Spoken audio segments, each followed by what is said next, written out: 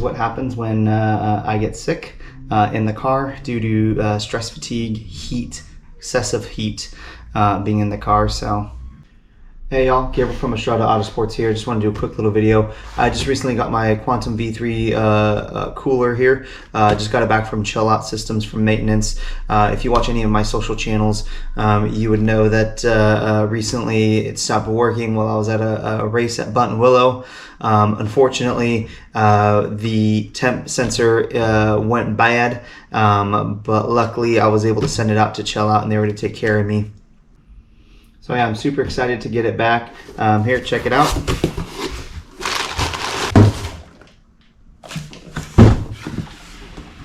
As many of you know, or at least some of you, or don't know, I should say, the reason why I got my Chillout system is because unfortunately I suffer from heat exhaustion, and so this thing has since been a lifesaver for me, and I feel that this is way better than your typical cool shirt system. This one uses a proprietary coolant.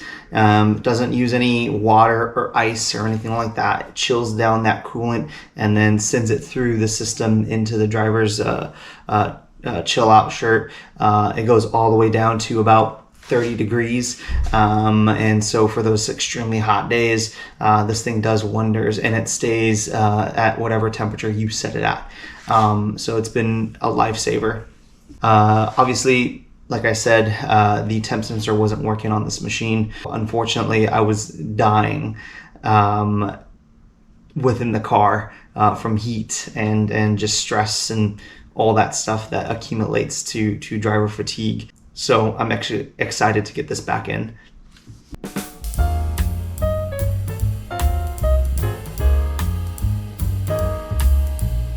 Now, in one of my previous videos that I did a couple years ago was an unboxing video last Christmas when I got my V3 cooler here.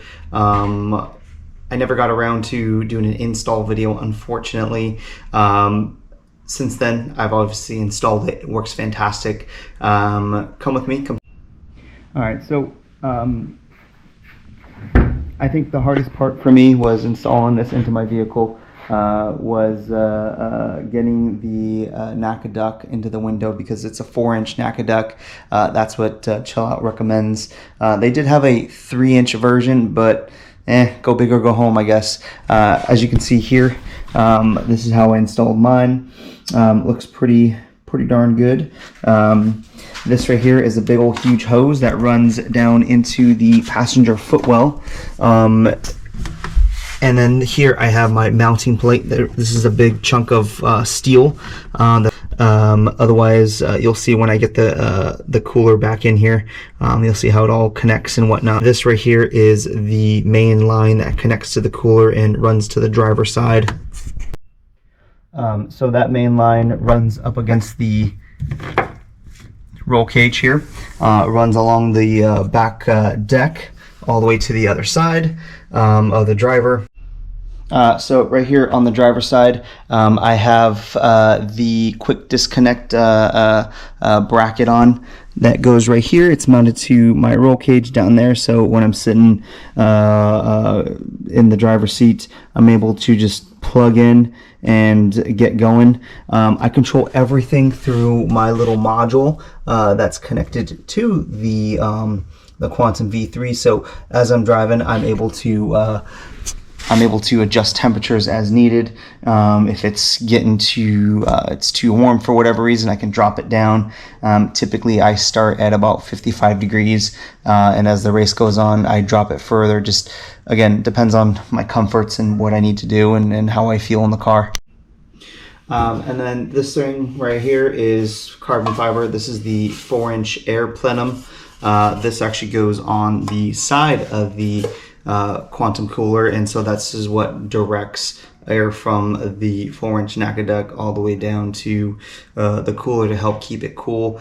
And this just goes a little tricky here, but goes from feeds in from the bottom and loads up just like that. So let's go put it in. All right, so this bad boy just slides into the plate here, just like this. If I can get it in.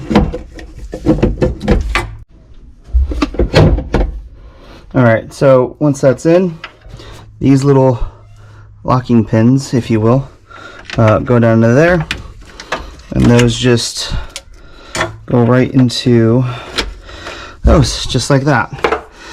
This right here, like I said, this is your main hose that just snaps into place.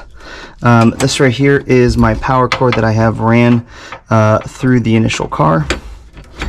There we go. That just screws on like such, and that will hang over. This right here is to my little remote over at the dash right there. There we go. And then just like that, this is installed.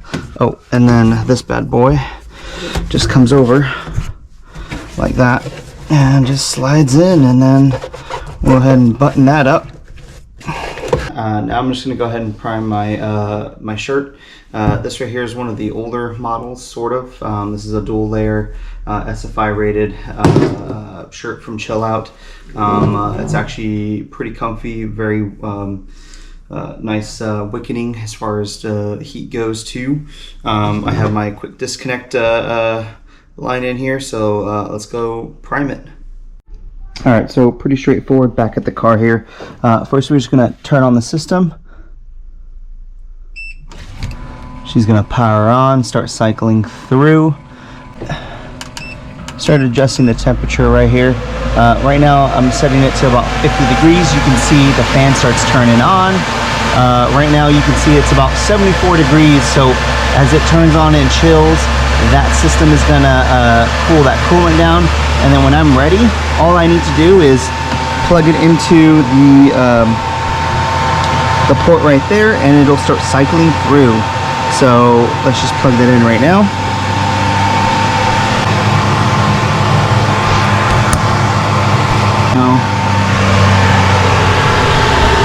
Right now the system is showing about 67.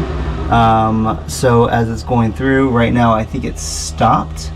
I think the coolant that is going through the system right now is currently out, because I gotta feed it now with more of that coolant. So I'm gonna. All right, so yeah, right now I'm getting an E2 error code, so that's because it's probably low. So all we're gonna do is just gonna open this bad boy up. Coolant liquid here that's already pre-mixed. I'm just gonna open that up and then throw that into the reservoir.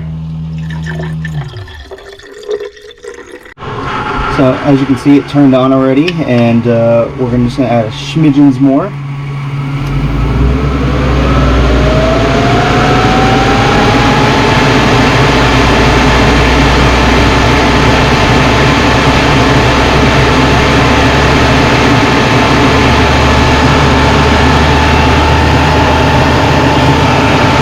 There we go. That'll do it. So let's make our way back over here. Oh yeah, it's starting to get cold.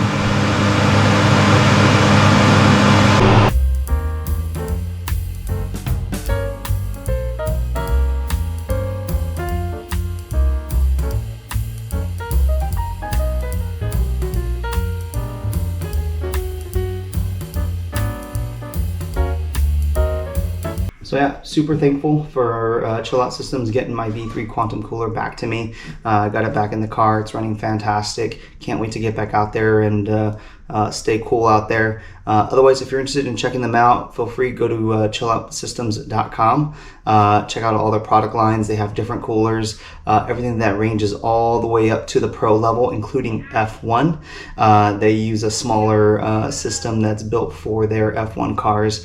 Otherwise, yeah, not very many grassroots racers have these, so it's a little pricey, unfortunately, but nonetheless, I'm paying for quality support, and obviously convenience. I don't want to run around with water and ice and trying to fill my ice box. That's not fun, and one less thing I gotta worry about. So otherwise, thanks guys for watching. Subscribe, hit that like button. Let me know what you think. Thanks.